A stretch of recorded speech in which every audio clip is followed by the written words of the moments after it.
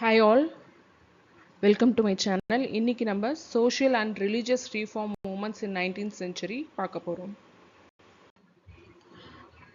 19th செஞ்சுரியில் British India அட்மினிஸ்ட்ரேஷனுக்காக என்ன பண்ணுறாங்கன்னா இந்தியன்ஸே வந்து இங்கிலீஷ் எஜுகேஷன் கொடுக்குறாங்க இந்தியன்ஸ்க்கு. ஏன்னா அவங்களுக்கு அட்மினிஸ்ட்ரேஷன் பண்ணுறதுக்காக நிறைய ஆட்கள் தேவைப்படுது. ஸோ எல்லாத்தையும் வந்து அவங்களால வந்து லண்டன்லேருந்து கூட்டிகிட்டு வர முடியாதுன்ற காரணத்தினால என்ன பண்ணுறாங்க, இங்கே இருக்கிற இந்தியன்ஸ்க்கு இங்கிலீஷ் எஜுகேஷன் கொடுத்து அவங்கள வந்து அவங்களுடைய கிளர்க்ஸாக அவங்களுடைய ஆஃபீஸில் அட்மினிஸ்ட்ரேஷன் பர்பஸ்க்கு யூஸ் பண்ணிக்கிறாங்க.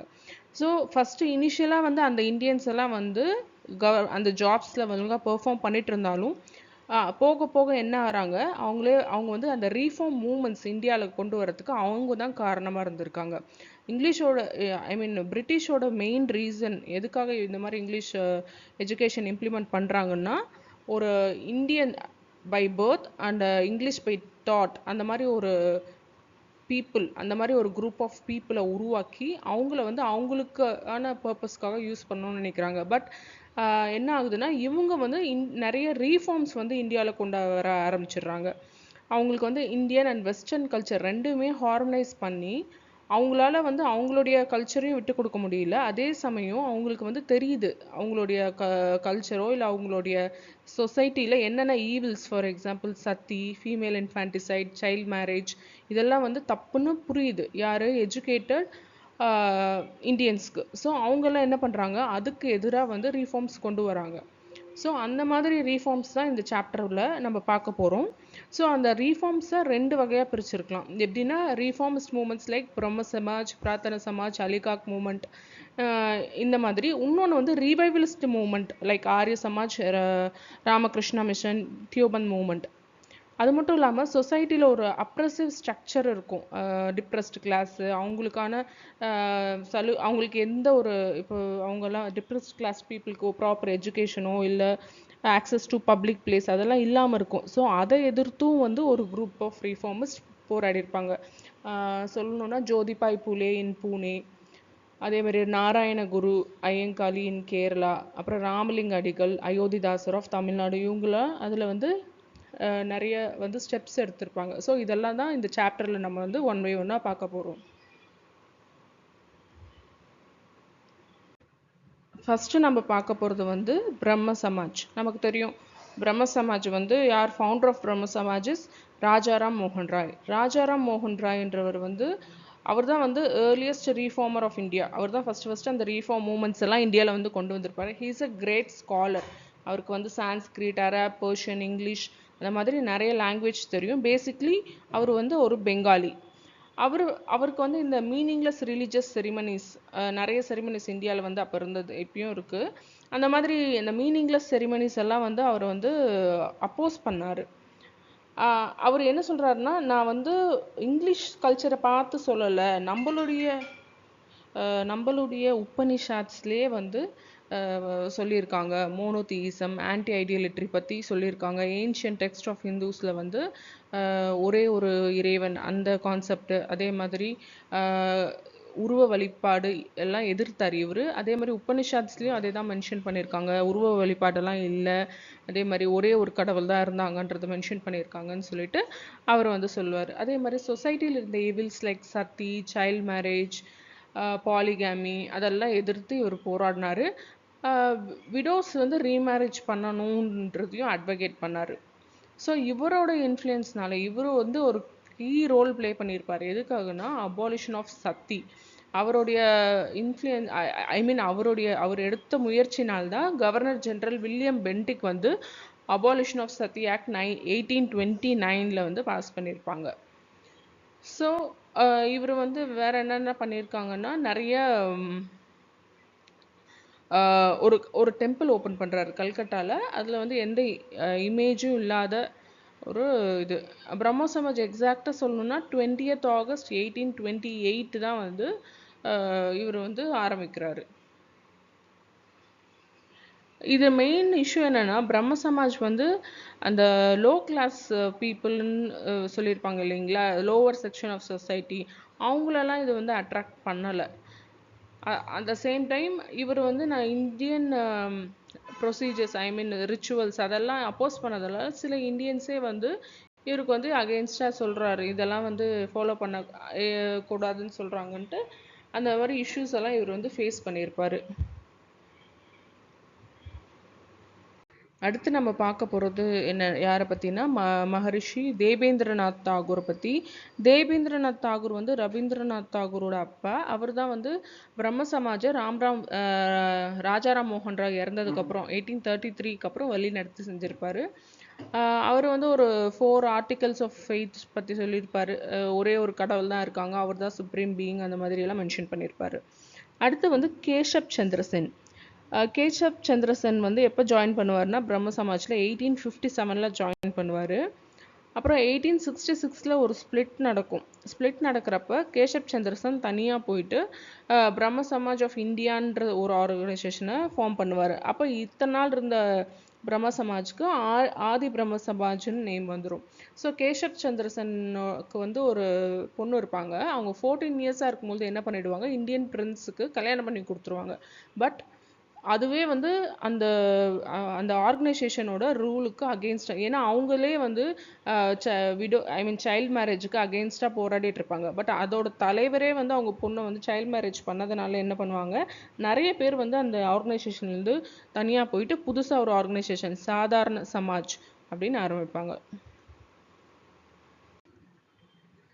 அடுத்து நம்ம பார்க்க போகிற ஒரு ரீஃபார்மர் யாருன்னா ஈஸ்வர் சந்திர வித்யாசாகர். அவர் வந்து பெங்காலை சேர்ந்தவர். இவர் வந்து ஹிந்து ஸ்கிரிப்சர்ஸே வந்து ப்ரோக்ரஸிவாக தான் இருக்குன்னு, நம்ம வந்து வெஸ்டர்ன் கல்ச்சரை பார்த்து அவங்கள ஃபாலோ பண்ணணுன்னு தேவையில்லை. பிகாஸ் எந்த ஸ்கிரிப்சர்லேயும் வந்து ஒரு விடோவை பேர்ன் பண்ணணுன்ட்டோ இல்லை அந்த விடோ ரீமேரேஜ் பண்ணணுன்ட்டோ இல்லை அப்படின்ற மாதிரி அவர் மென்ஷன் பண்ணியிருப்பார். அது மட்டும் இல்லாமல் அவர் வந்து he was a pioneer of modern Bengali prose. நிறைய ப்ரோஸ் எல்லாம் எழுதியிருப்பார். அவரோட மெயின் எய்மே வந்து கேர்ளோட எஜுகேஷனை வந்து ப்ரொமோட் பண்ணுறது. அண்ட் ஆல்சோ அவரே வந்து நிறைய ஸ்கூல்ஸ் எல்லாம் வந்து அப்போ செட் பண்ணியிருக்காரு. அவருடைய ஹோல் லைஃப்புமே அவர் வந்து அப்லிஃப்ட்மெண்ட் ஆஃப் சைல்டு விடோஸ்க்காக தான் வந்து அவர் என்ன பண்ணியிருக்காருன்னா டெடிகேட் பண்ணியிருக்காரு. அவர் நிறைய மூமெண்ட்ஸ் எல்லாம் அந்த விடோவுக்காக, பிகாஸ் அந்த காலத்துலலாம் வந்து ரொம்ப சின்ன வயசுலேயே வந்து மேரேஜ் பண்ணிடுவாங்க, 5-6 இயர்ஸ்லேயே. அதுக்கப்புறம் அவங்க விடோ ஆகிட்டாங்கன்னா அதுக்கப்புறம் லைஃப் லாங் வந்து அவங்களுக்கு ரொம்ப பிரச்சனைகளை சந்திச்சிருப்பாங்க. ஸோ அந்த அந்த மாதிரி குழந்தைங்களோட லைஃப் பெட்டர்மெண்ட்டுக்காக தான் வந்து வித்யாசாகர் அவங்க வந்து அவங்க லைஃபே டெடிகேட் பண்ணியிருப்பார். ஸோ அவருடைய மூமெண்ட்னால வந்து விடோஸ் ரீமேரேஜ் ரீஃபார்ம் ஆக்ட்னு 1856 பாஸ் ஆகிருக்கும். ஸோ இந்த ஆக்ட்னால நிறைய சைல்டு விடோஸோட லைஃப் வந்து இம்ப்ரூவ் ஆகிருக்கும். அவங்களுக்கு எஜுகேஷன் ப்ரொவைட் பண்ணியிருப்பாங்க. அதுக்கப்புறம் ரீமேரேஜ் பண்ணுறதுக்காக ஸ்டெப்ஸ் எல்லாம் வந்து எடுத்திருப்பாரு. ஸோ இது மட்டும் இல்லாமல் இந்தியன் பீனல் கோடில் ஃபர்ஸ்ட் ஏஜ் ஆஃப் கன்சென்ட், அதாவது இந்த வயசில் தான் கல்யாணம் பண்ணணும் அப்படின்ற மாதிரி ஒரு ஃபஸ்ட்டு இவருடைய மூமெண்ட்னால தான் கொண்டு வந்திருப்பாங்க. அது 1860. அப்போ வந்து ஏஜ் ஆஃப் மேரேஜ் எவ்வளோனா 10 இயர்ஸ்க்கு முன்னாடி கல்யாணம் பண்ணக்கூடாது அப்படின்ட்டு 1860 கொண்டு வந்திருப்பாங்க. அதுக்கப்புறமா வந்து 91 வந்து அது 12 ஆகும், 13 வந்து 13 ஆகும் 1925. பட் சேட்லி உண்மை என்னென்னா இந்த age of consent committee report பண்ணது என்னென்னா இந்த லாலாம் வந்து பேப்பரில் தான் இருந்தது. But only few educated men தான் இதை ஃபாலோ பண்ணாங்க. அந்த ஏஜுக்கு முன்னாடி கல்யாணம் பண்ணக்கூடாது அதெல்லாம். மற்றபடி எல்லாமே ஆல் ஓவர் இந்தியா எல்லாருமே வந்து அவங்களுடைய விருப்பப்படி தான் அந்த ஏஜில் தான் மேரேஜ் பண்ணிட்டு இருந்தாங்க அப்படின்னு சொல்லியிருப்பாங்க. ஸோ ராஜாராம் மோகன் ஈஸ்வர் சந்திர வித்யாசாகர்னாவே விடோ சைல்டு அவங்களுடைய அப்லிஃப்ட்மெண்ட் அதை ஞாபகம் வச்சுக்கணும். விடோஸ் ரீமேரேஜ் ரீஃபார்ம் ஆக்ட் 1856, அதே மாதிரி first Indian penal code for age of consent அது வந்து 1860. இந்த 3 விஷயம் ஞாபகம் வச்சுக்கணும். நெக்ஸ்ட்டு நம்ம பார்க்க போகிறது வந்து பிரார்த்தன சமாஜ். ஸோ பிரார்த்தன சமாஜோட ஃபவுண்டர் யாருன்னு பார்த்தீங்கன்னா டாக்டர் ஆத்மராம் பாண்டுரங். எங்கன்னா பாம்பேயில் 1867 கண்டுபிடிச்சிருப்பார், உருவாக்கியிருப்பார் இந்த சமாஜை. ஸோ அதில் வந்து ஒரு 2 மெம்பர்ஸ் ரொம்ப இம்பார்ட்டண்ட்டான மெம்பர்ஸ் யாருன்னா RC Bhandarkar and justice Mahadev Kovind Ranade, MG Ranade அப்படின்னு சொல்லியிருப்பாங்க. ஸோ ஆர்சி பண்டர்கரும் எம்ஜி ரானடேவும் ஒரு முக்கியமான மெம்பர்ஸ் அதில். ஸோ இவங்களுடைய மோட்டிவ், இவங்க எது வந்து ரொம்ப இம்பார்ட்டன்ஸ் கொடுத்தாங்கன்னா intercaste dining and intercaste marriage, இதுக்கு தான் வந்து ரொம்ப இம்பார்ட்டன்ஸ் கொடுத்துருப்பாங்க. மகாதேவ் கோவிந்த் ரானடே அவர் வந்து விடோ மேரேஜ் அசோசியேஷன்ட்டு 1861 உருவாக்கியிருப்பார். ஸோ ஹிந்து விடோஸ் எல்லாம் ரீமேரேஜ் பண்ணணுன்றதுக்காக ஒரு ஸ்டெப் எடுத்து ஒரு விடோ மேரேஜ் அசோசியேஷன் ஒரு அமைப்பை உருவாக்கியிருப்பார். அதே மாதிரி பூனா சர்வஜனிக் சபா அது வந்து 1870 இது வந்து ஒரு விவசாயிகளுக்கானது. பூனாவில் இருக்கிற விவசாயிகளோட நலனுக்காக இந்த சபாவை உருவாக்கியிருப்பார் 1870. அதே மாதிரி எஜுகேஷனுக்காக டெக்கான் எஜுகேஷன் சொசைட்டி அப்படின்ட்டு 1884 ஃபார்ம் பண்ணியிருப்பார். ஸோ இப்படி நம்ம பார்த்தோம்னா ஒருத்தர் ஒரு பிரின்சிபல் ஒரு இது ஃபார் எக்ஸாம்பிள் ராஜா ராம் மோகன் ராய் எடுத்துட்டிங்கன்னா அபாலிஷன் ஆஃப் சத்திக்காக பாடுபட்டிருப்பார்.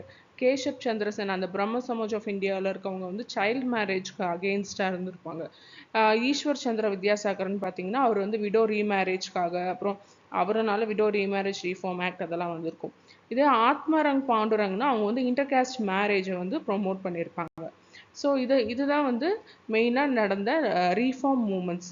ஸோ அடுத்து வந்து நாம் பார்க்க போகிறது வந்து என்னென்னா ரிவைவலிஸ்ட் மூமெண்ட்ஸ்.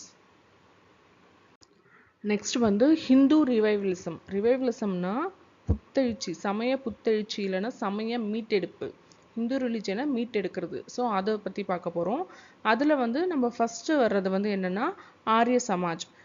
ஆரிய சமாஜ் வந்து ஃபவுண்டர் யாருன்னா சுவாமி தயானந்த சரஸ்வதி 1875 எங்கே இருக்கும்போதுன்னா பஞ்சாபில், அவர் பஞ்சாபில் இருக்கும்போது இதை உருவாக்கியிருப்பார்.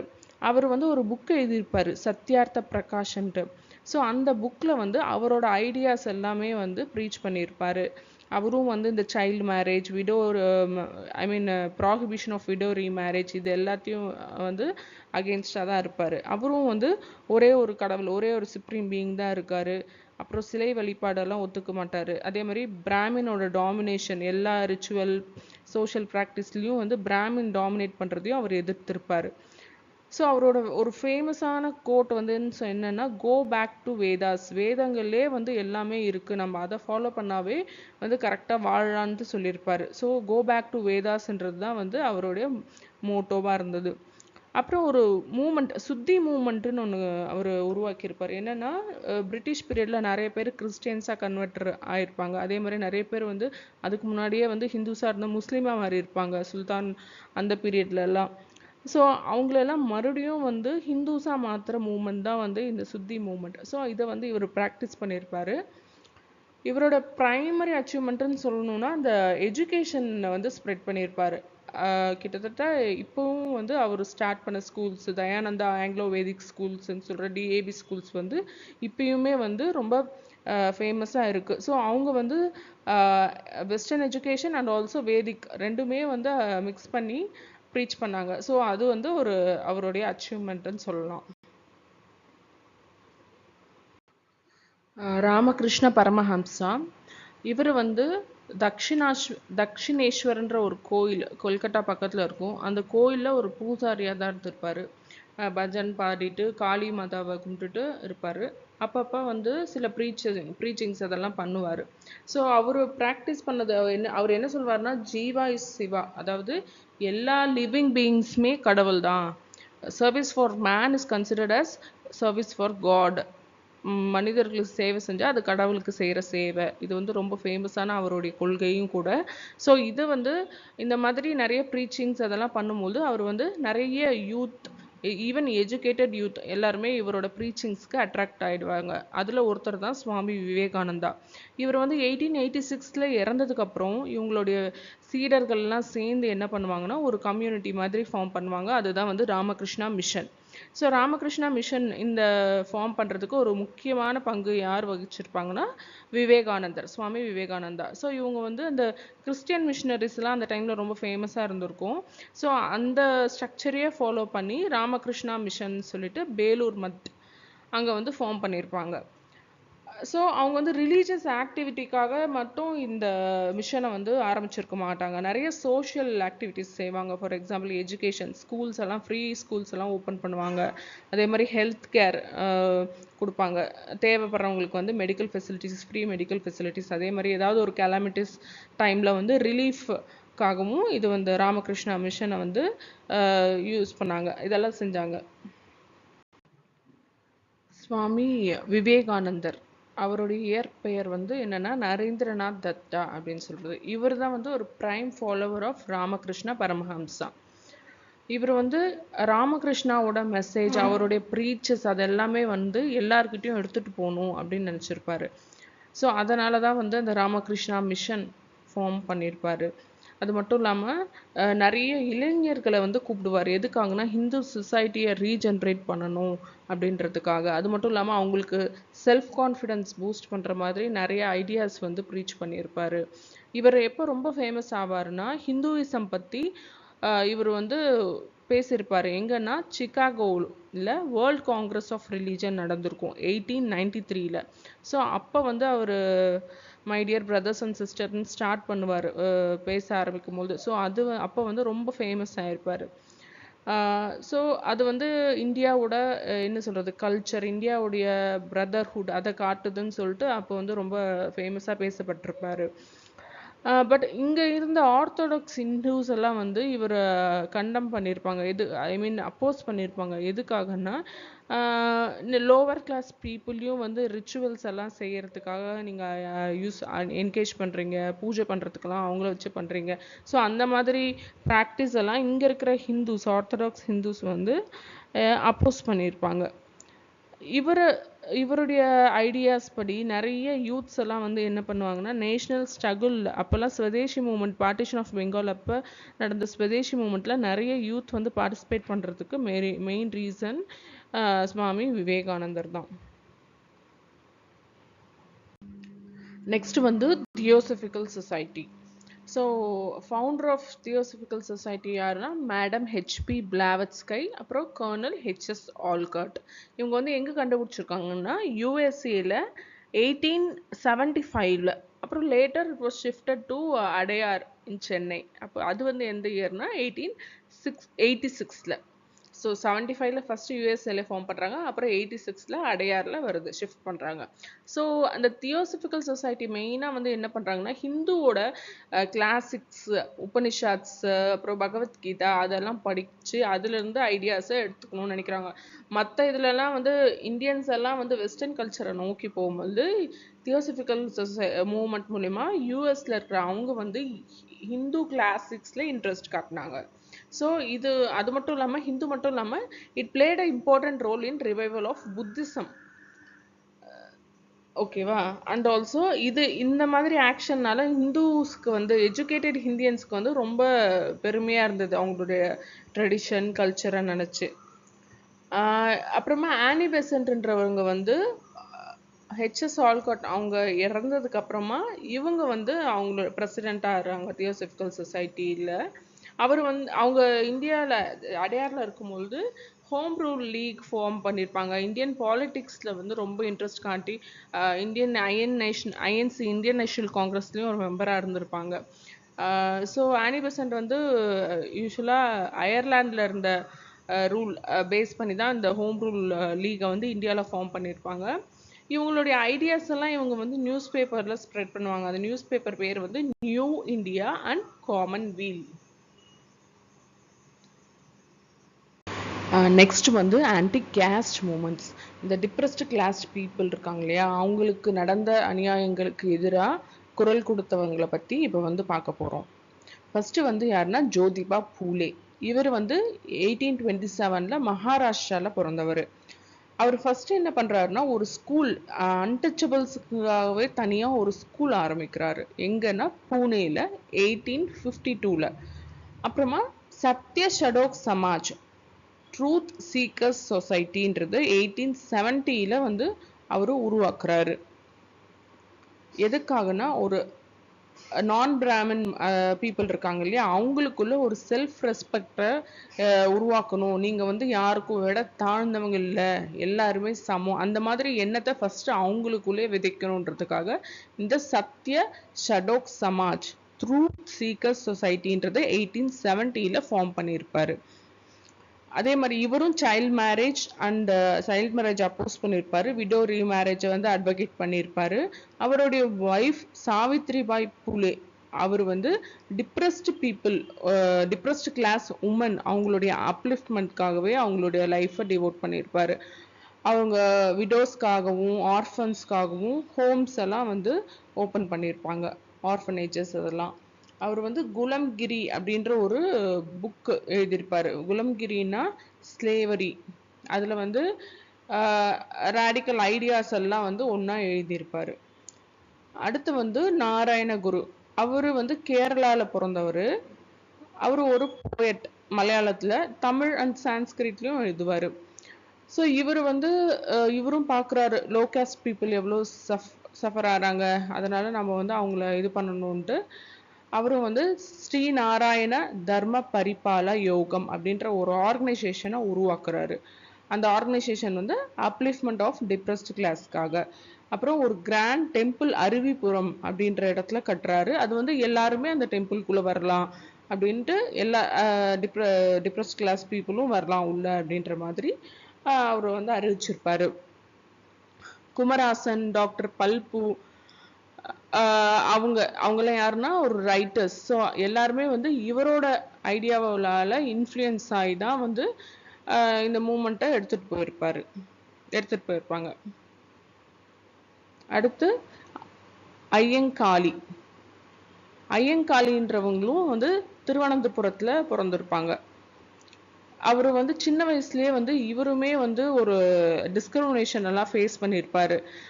ஸோ அவரும் வந்து அந்த ஆன்டிகாஸ்ட் மூவ்மெண்ட்லாம் அதுக்கப்புறமா லேட்டராக வந்து அவர் பெருசானதுக்கப்புறம் ஆன்டிகாஸ்ட் மூவ்மெண்ட்ல லீடராக இருந்து பேசிக் ரைட்ஸு, அந்த மாதிரி ஸ்கூலுக்கு போகிறது, பப்ளிக் இடத்துக்கு போகிறது, அந்த மாதிரியான பேசிக் ரைட்ஸ்க்காக வந்து அவர் போராடி இருப்பார். நாராயணகுரு தான் இவருக்கு ஒரு இன்ஸ்பிரேஷன். ஸோ இவருமே வந்து ஒரு சங்கம் ஃபார்ம் பண்ணுறாரு, சாது ஜன பரிபாலன சங்கம் இன் 1907. சாது Jana Paripalana Sangam, association for protection of poor, அது எப்படின்னா 1907ல். நெக்ஸ்ட் நம்ம பார்க்க போகிறது வந்து இஸ்லாமிக் ரீஃபார்ம்ஸ். இந்தியன் முஸ்லீம்ஸ் எல்லாம் என்ன நினச்சிருப்பாங்கன்னா, நம்ம வந்து வெஸ்டர்ன் எஜுகேஷன், வெஸ்டர்ன் கல்ச்சர், அதனால வந்து நம்ம முஸ்லீம் ரிலீஜனுக்கு வந்து ஒரு த்ரெட்டாக இருக்கும், அந்த எஜுகேஷன்னால நம்மளுடைய கல்ச்சரை நம்ம விட்டுருவோம், அந்த மாதிரி எல்லாம் நினைச்சதுனால நிறைய பேர் வந்து என்ன பண்ணிட்டாங்கன்னா அந்த மாடர்ன் எஜுகேஷனை அவாய்ட் பண்ணிட்டாங்க.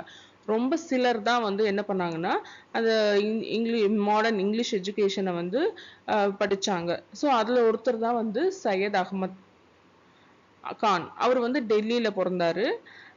டெல்லியில பிறந்துட்டு அவர் என்ன நினைச்சாருன்னா, இந்த தாட் தான், இந்த இங்கிலீஷை வந்து அவாய்ட் பண்ணணுன்ற தாட் தான் வந்து முஸ்லிம்ஸை வந்து பின்தங்கி வச்சிருக்கு அப்படின்னு சொல்லிட்டு அவர் வந்து ஒரு சயின்டிஃபிக் சொசைட்டி உருவாக்கி அவரே வந்து நிறைய இங்கிலீஷ் புக்ஸ், எஸ்பெஷலி சயின்ஸ் புக்ஸை வந்து உருதுக்கு டிரான்ஸ்லேட் பண்றாரு.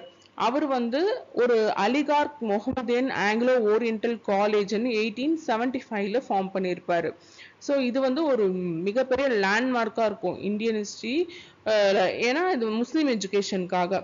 ஸோ இந்த 1875ல ஃபார்ம் பண்ண இந்த காலேஜ்னால அவர் ஸ்டார்ட் பண்ண மூவ்மெண்ட்டுக்கு அலிகார்க் மூவ்மெண்ட்ன்ற பேர் வந்துச்சு. இந்த ஓரியன்டல் காலேஜ் வந்து இப்போ 1920ல வந்து ஒரு யூனிவர்சிட்டி ஸ்டேட்டஸ் வந்து அடைஞ்சிருக்கும். அடுத்து தியோபந்த் மூவ்மெண்ட், இதுவும் ஒரு ரிவைவலிஸ்ட் மூவ்மெண்ட். யார் ஆர்கனைஸ் பண்ணியிருப்பாங்கன்னா ஆர்த்தடாக்ஸ் முஸ்லீம், அவர் பேரு உலிமா. யாருக்கு under the leadership of Muhammad Qasim Nanautavi and Rashid Ahmad Gangohi. So இவங்க என்ன பண்ணியிருப்பாங்கன்னா, இவங்க ஒரு ஸ்கூல் ஆரம்பிச்சிருப்பாங்க. எங்கன்னா தியோபந்த், அது எங்க இருக்குன்னா சஹாரன்பூர் டிஸ்ட்ரிக்ட் ஆஃப் யூபி. எந்த வருஷம்? 1866. ஸோ யார் சையத் அகமத் கான் ஸ்கூல் வந்து காலேஜ் வந்து 1875, இவங்க வந்து அதுக்கு முன்னாடியே ஸ்கூல் ஆரம்பிச்சிருப்பாங்க 1866ல. ஸோ இவங்க வந்து இஸ்லாமிக் ரிலிஜன்லேயே வந்து அந்த ஸ்கூல்ல வந்து இன்ஸ்ட்ரக்ஷன்ஸ் எல்லாமே கொடுத்துருப்பாங்க. So western education and western culture அதுக்கு வந்து இவங்க இம்பார்ட்டன்ஸ் கொடுக்கல. அப்புறம் மௌலானா மஹ்மதுல் ஹாசம், அவரு தான் வந்து என்னன்னா புது நியோபந்த் லீடர் ஆறாரு. அப்புறம் Jamiat ul Ulema led by him gave a concrete shape to Hasan's ideas. எதுக்காகனா அவங்களுடைய ரிலீஜியஸ் அண்ட் பொலிட்டிக்கல் ரைட்ஸை வந்து ப்ரொடெக்ட் பண்ணுறதுக்காக. ஸோ ஃபர்ஸ்ட் இருந்தவர் வந்து சையத் அகமது கான் வந்து நிறைய வந்து இதுக்கு தான் வந்து இம்பார்ட்டன்ஸ் கொடுத்தாரு. என்னன்னா இங்கிலீஷ் எஜுகேஷன் அதுக்காக. இவங்க வந்து religious and political rights of Muslims வந்து அஃபெக்ட் ஆகாமல் பார்த்துக்கணுன்றதுக்காக அவங்கள வந்து அந்த மக்களுக்கு வந்து ஒரு விழிப்புணர்வு மாதிரி ஏற்படுத்தியிருப்பாங்க தியோபந்த் மூமெண்ட்ல. நெக்ஸ்ட் நம்ம பார்க்க போகிறது பார்சி ரீஃபார்ம்ஸ். இது வந்து எங்கே ஆரம்பிச்சிருக்குன்னா மும்பையில் ஃபுர்துன்ஜி நவ்ரோஜின்றவர் தான் வந்து இந்த ரஹ்மானியா மஸ்தயாஸ்னன் சபா அது வந்து எதுக்காகனா பார்சியோட ரீஃபார்ம் சொசைட்டியை ஆரம்பிச்சிருப்பாரு 1851. ஸோ அவங்களுடைய ரஸ்த் கோஃப்டர் த ட்ரூத் டெல்லர்ன்றது தான் அவங்களுடைய மூமெண்ட்டோட ஒரு மெயின் வாய்ஸாக இருந்தது. ஸோ பெஹ்ராம்ஜி மலபாரி அவர் வந்து எதுக்காக பாடுபட்டிருப்பாருன்னா அவர் ஒரு கேம்பெயின் லெஜிஸ்லேஷன் கொண்டு வரணுன்ட்டு எதுக்காகனா அகெயின்ஸ்ட் சைல்ட் மேரேஜ்க்காக. யாருன்னா பெஹ்ராம்ஜி மலபாரின்றவங்க அகெயின்ஸ்ட் சைல்ட் மேரேஜ். அதே மாதிரி ஃபெரோஷா மெஹ்தா தின்ஷா வச்சா இவங்கெல்லாம் வந்து ஏர்லி காங்கிரஸ்ல வந்து ஒரு பெரிய ரோல் பிளே பண்ணியிருப்பாங்க. அடுத்து Sikh reform movement. Sikh of Punjab இருக்காங்களே அவங்களே 2 டைப்பா இருப்பாங்க, நிரங்காரிஸ் நம்தாரிஸ். இப்போ வந்து பாபா தயால் தாஸ்னா நிரங்காரி மூமெண்ட்டோட ஃபவுண்டர். அவங்க வந்து ஃபார்ம்லெஸ் ஃபார்ம் ஆஃப் காட் வந்து அதில் தான் வந்து இம்பார்ட்டன்ஸ் ஸ்ட்ரெஸ் பண்ணுவாங்க.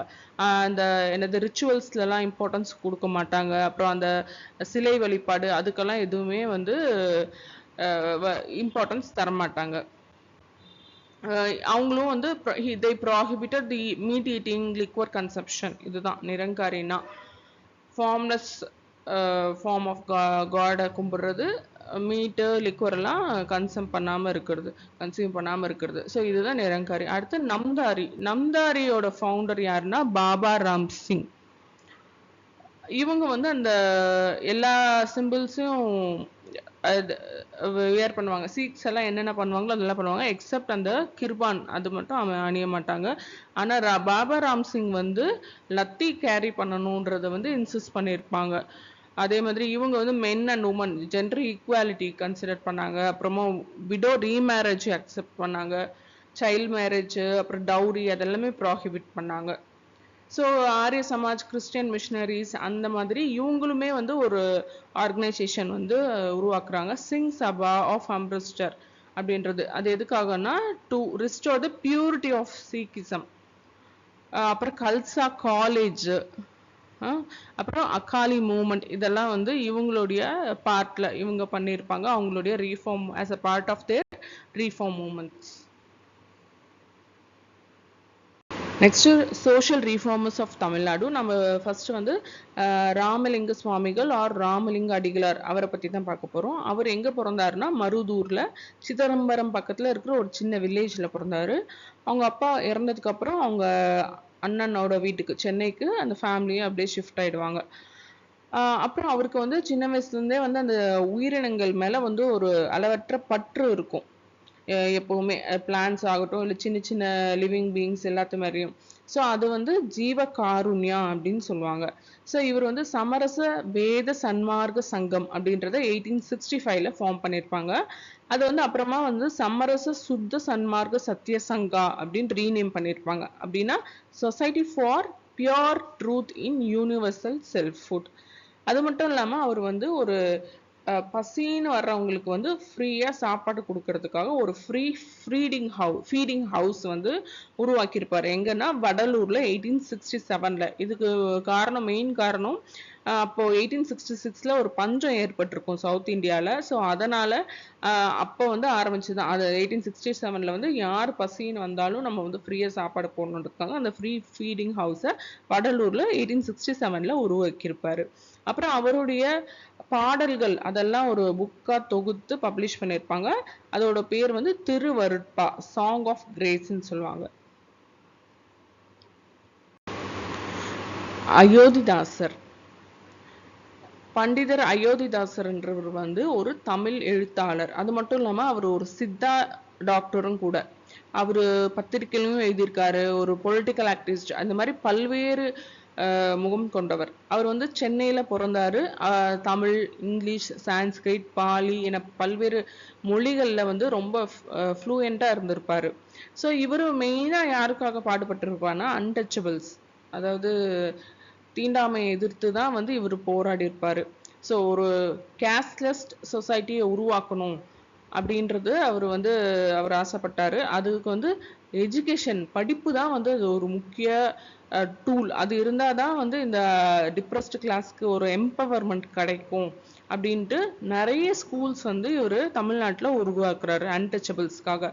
அது மட்டும் இல்லாமல் இவர் அத்வைதானந்த சபா அப்படின்ட்டு ஒரு ஒரு அசோசியேஷன், ஒரு சபா ஃபார்ம் பண்ணுறாரு.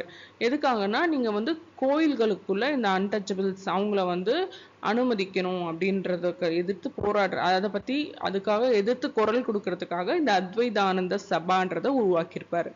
1882ல ஜான் ரத்னம் அண்ட் அயோத்திதாசர் அவங்க 2 பேரும் சேர்ந்து ஒரு ஒரு மூமெண்ட் உருவாக்கியிருப்பாங்க. அதுக்கு பேரு திராவிட கழகம்.